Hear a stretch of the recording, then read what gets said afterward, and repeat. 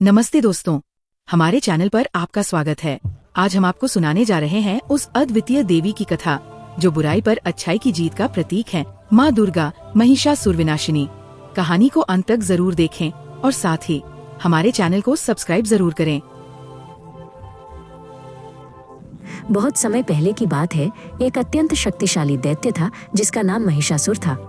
वो रंभासुर का पुत्र था और उसने अपनी शक्ति बढ़ाने के लिए कठोर तपस्या करने का निश्चय किया। उसने वर्षों तक ध्यान किया। महिषासुर की तपस्या इतनी प्रबल थी कि उसके चारों ओर एक दिव्य तेज का घेरा बन गया। उसकी तपस्या की शक्ति से धरती कांपने लगी और आकाश में हलचल मच गई। महिषासुर की तपस्या से प्रसन्न होकर सृष्टि के रचयिता ब्रह्मा जी स्वयं उसके सामने प्रकट हुए। उन्होंने महिषासुर से वरदान मांगने को कहा। महिषासुर ने अपनी शक्ति के अहंकार में एक ऐसा वरदान मांगा कि उसे कोई देवता, असुर या पुरुष मार न सके। उसने सोचा कि पुरुष ही सबसे शक्तिशाली होते हैं।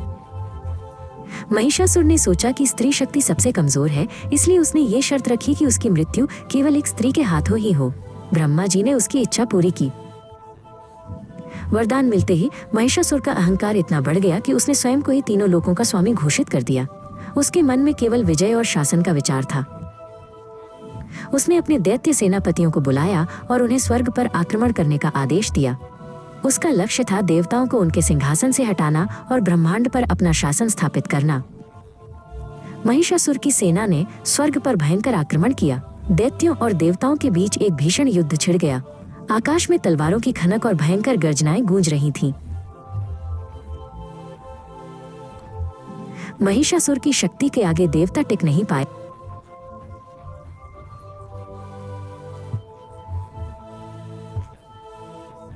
और उन्हें हार का सामना करना पड़ा। एक एक करके सभी देवता पराजित होते गए।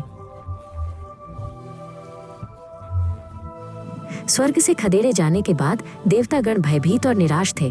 वे अपने दिव्य महलों और सुख सुविधाओं से वंचित हो गए थे। वे इधर उधर भटक रहे थे और हर जगह महिषासुर का आतंक फैला हुआ था। अपने संकट से मुक्ति पाने की अंतिम आशा में सभी देवतागण भगवान विष्णु, ब्रह्मा और शिव के पास पहुंचे। उन्होंने अपनी पीड़ा बताई और मुक्ति का मार्ग पूछा। भगवान विष्णु ने सभी देवताओं से अपनी दिव्य ऊर्जा को एक साथ लाने को कहा।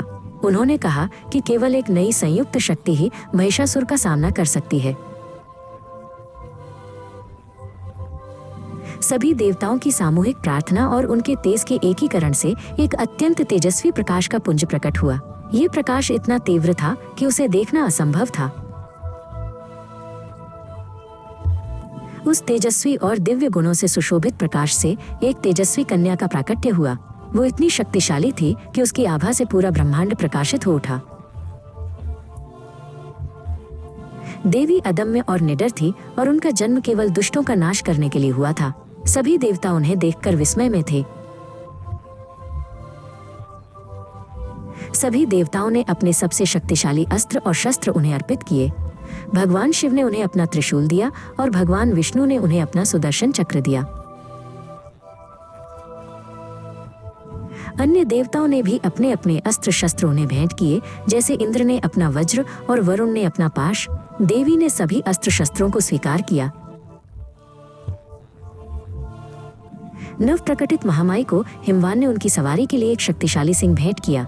ये सिंह इतना शक्तिशाली था कि एक ही दहाड़ में पहाड़ हिला सकता था। देवी ने सभी अस्त्र शस्त्रों और अपने सिंह को स्वीकार किया और देवताओं को उनके संकट से मुक्त करने का आश्वासन दिया। वो युद्ध के लिए पूरी तरह से तैयार थीं। मां भवानी ने हिमालय के शिखर पर खड़े होकर एक भयानक गर्जना के साथ महिषासुर की सेना को युद्ध के लिए ललकारा। उनकी गर्जना इतनी शक्तिशाली थी कि पूरा ब्रह्मांड कांप उठा। युद्ध के मैदान में मां भगवती ने अपने पूर्ण वेग से दैत्यों का संहार करना शुरू कर दिया। जो भी उनके सामने आया उसका सर्वनाश निश्चित हो गया। अपनी सेना को पराजय की कगार पर देखकर महिषासुर को स्वयं युद्ध भूमि में आना पड़ा। उसने अनेक बार मायावी रूप बदलकर और छलपूर्वक सींगों से धरती को खोद डाला और अपनी पूंछ से पहाड़ों को हिला दिया। वो अपनी पूरी शक्ति से देवी को कुचलने का प्रयास कर रहा था। देवी ने अपनी तलवार से महिषासुर के हर वार को रोका। उन्होंने अपने त्रिशूल से उसे बार बार घायल किया, लेकिन वो अपनी मायावी शक्ति से तुरंत ठीक हो जाता था। ये युद्ध कई दिनों तक चला। जब महिषासुर ने देखा कि वो अपने भैंस रूप में देवी को पराजित नहीं कर पा रहा है, तो उसने अपना रूप बदल लिया। वो एक विशाल सिंह के रूप में प्रकट हुआ, जिसकी गर्जना से पूरा आसमान गूंज उठा। देवी ने अपने सिंह पर सवार होकर महिषासुर के सिंह रूप से युद्ध किया। दोनों सिंहों की लड़ाई इतनी भयंकर थी कि धरती और आकाश दोनों कांप उठे। देवी ने अपने बाणों से महिषासुर के सिंह रूप को घायल कर दिया। महिषासुर ने फिर से अपना रूप बदला। इस बार वो एक विशाल हाथी बन गया। उसने अपनी सूंड से देवी को पकड़ने का प्रयास किया, लेकिन देवी ने उसे भी विफल कर दिया। अंततः देवी ने अपने त्रिशूल से महिषासुर के हाथी रूप को घायल कर दिया। जैसे ही महिषासुर अपने मूल भैंस रूप में वापस आया, देवी ने उसे अपने पैरों से दबा दिया। महिषासुर ने अंतिम प्रयास किया और अपने भैंस के शरीर से एक मानव रूप में बाहर निकलने का प्रयास किया, लेकिन वो पूरी तरह से बाहर नहीं आ पाया। ये देखकर मां भगवती ने भगवान विष्णु द्वारा प्रदत्त सुदर्शन चक्र का प्रयोग किया। उन्होंने उस दुर्दांत दैत्य महिषासुर का सिर धड़ से अलग कर दिया और इस तरह संपूर्ण ब्रह्मांड को उसके आतंक से मुक्त किया। महिषासुर के वध के बाद स्वर्ग में देवताओं ने राहत की सांस ली। चारों ओर खुशी और शांति छा गई। सभी देवता देवी के सामने नतमस्तक हुए और उन्होंने देवी की जय जयकार की। इस महान कार्य के कारण वे महिषासुर मर्दिनी के नाम से विख्यात हुईं। सभी देवता और प्राणी उनके सामने नतमस्तक हुए और उन्होंने देवी की जय जयकार की। बुराई पर अच्छाई की जीत हुई। और ये महान विजय जिस दिन प्राप्त हुई थी, उस दिन को आज भी बुराई पर अच्छाई की जीत के प्रतीक के रूप में, विजयदशमी के रूप में बड़े हर्षोल्लास के साथ मनाया जाता है। लोग देवी की पूजा करते हैं और इस दिन को खुशी के साथ मनाते हैं।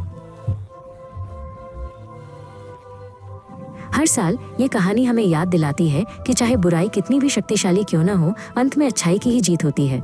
ये हमें साहस, शक्ति और विश्वास की प्रेरणा देती है। आज की कहानी यहीं समाप्त होती है। हमें पूरी उम्मीद है कि आपको ये कहानी बहुत पसंद आई होगी। कल फिर मिलेंगे एक नई रोमांचक कथा के साथ। अगर आपको ये वीडियो पसंद आया है तो इसे लाइक और शेयर करना ना भूलें। और हाँ, हमारे चैनल को सब्सक्राइब जरूर करें ताकि आप हमारी आने वाली कहानियों को मिस ना कर सकें। जुड़े रहिए हमारे साथ। धन्यवाद।